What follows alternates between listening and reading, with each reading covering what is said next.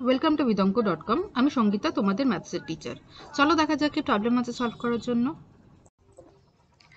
একটি বৃত্তের বহিস্থ কোনো বিন্দু এ থেকে অঙ্কিত এ বি ও এসি দুটি স্পর্শক বৃত্তকে বি ও সি বিন্দুতে স্পর্শ করে। উপচাপ বিসি এর ওপর অবস্থিত এক্স বিন্দুতে অঙ্কিত স্পর্শক এ বি ও এসি কে যথাক্রমে ডি ও ই বিন্দুতে ছেদ করে। প্রমাণ করি যে ত্রিভুজ এ ডি ই এর পরিসীমা হবে 2 ইন্টু এ বি। ওকে, তো এর জন্য প্রথমে আমাদেরকে অবশ্যই একটা বৃত্ত আঁকতে হবে। এই হলো আমাদের বৃত্ত।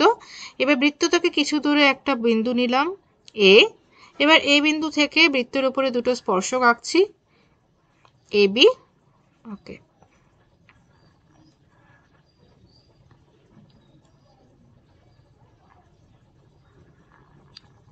দুটো স্পর্শক আঁকলাম এ বি এবং এ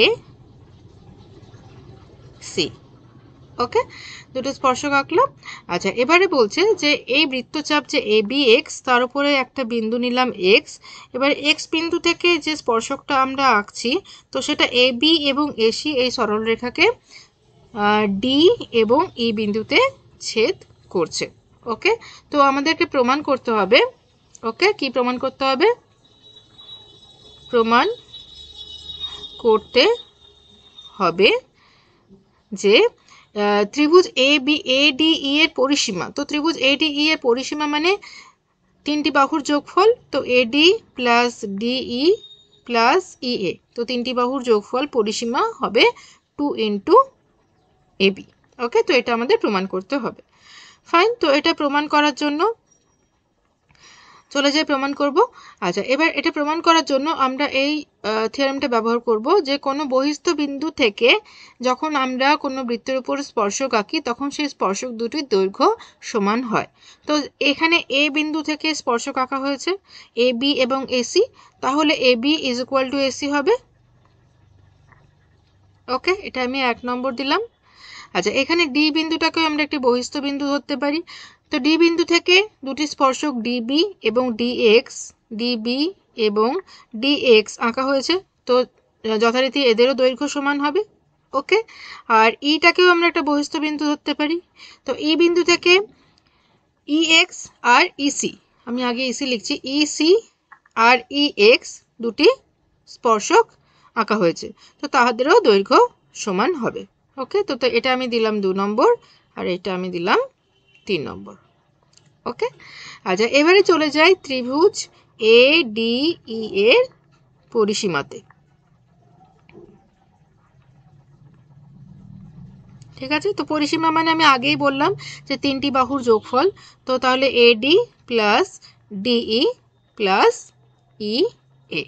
ওকে, আচ্ছা, এবারে দেখো এই এডির জায়গায়, এই যে এডির জায়গায় আমরা এটাই বড় বাহুটা নিতে পারি এ বি মাইনাস বিডি বলতে পারি।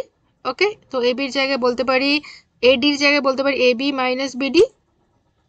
তো এটাকে আমরা এভাবে লিখব, এ ডির জায়গায় লিখব এ বি মাইনাস বি ডি। ওকে, আমি ব্র্যাকেটের মধ্যে রাখলাম। এবারে দেখো ডি ইর বদলে আমরা লিখতে পারি ভেঙে ডি এক্স প্লাস এক্স ই। ওকে, কারণ ডিইটা তৈরি হয়েছে ডিএক্স আর এক্স ই নিয়ে। ওকে, তো ডিএক্স প্লাস এক্স ই লিখলাম।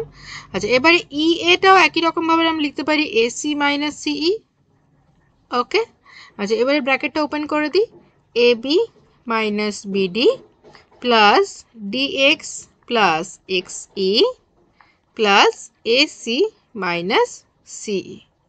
ফাইন, আচ্ছা, এবারে এ বি থাকলো। এবারে দেখো বিডি, বিডি বা DB, DB is equal to কি আছে দেখো ডিএক্স।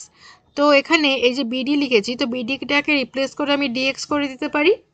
ওকে, তো এটাকে লিখলাম মাইনাস ডিএক্স প্লাস ডিএক্স থাকলো। আচ্ছা, এবারে চলো এক্স ই, এক্স ই বা ইএক্স। তো এক্স ই বা ইএক্স ইজ ইকুয়াল টু কি আছে ইসি। তো ই এক্স ই যেটা এখানে লিখেছি বা ই এক্স যাই হোক, সেখানে আমরা ইসি লিখতে পারি বা সিই লিখতে পারি। ওকে, তো এখানে আমি লিখলাম প্লাস ইসি হলো। আচ্ছা, প্লাস এসি গেল, আর এই ইসিটাকে আমরা সিইটাকে আমরা ইসি হিসাবে লিখি। তাহলে আমাদের কাটাকুটি করতে সুবিধা হবে। দেখো কিছু টার্ম ক্যান্সেল হয়ে যাচ্ছে এবারে, dx minus dx plus dx cancel হয়ে গেল, plus AC minus AC cancel হয়ে গেল, তাহলে থাকছে ab প্লাস এসি। ওকে, আচ্ছা আবারও দেখো একদম প্রথম 1 নম্বর ইকুয়েশন আমরা পেয়েছি ab is equal to AC, তো তাহলে এই এসির জায়গায় আমরা রিপ্লেস করে একটা ab লিখতে পারি এখানে, তো that will come ab plus ab, so that is equal to 2ab। Okay, তো এটাই আমাদের বের করতে বলা হয়েছিল যে ত্রিভুজ ADE এর পরিসীমা হবে 2 ইন্টু ab, তো সেটাই আমরা পেলাম। সো সো হেন্স প্রুভড, প্রমাণিত। Thank you for watching vidanko.com। অঙ্কের আরও প্রবলেম এবং সলিউশনের জন্য আমাদের ওয়েবসাইট অবশ্যই ব্রাউজ করো।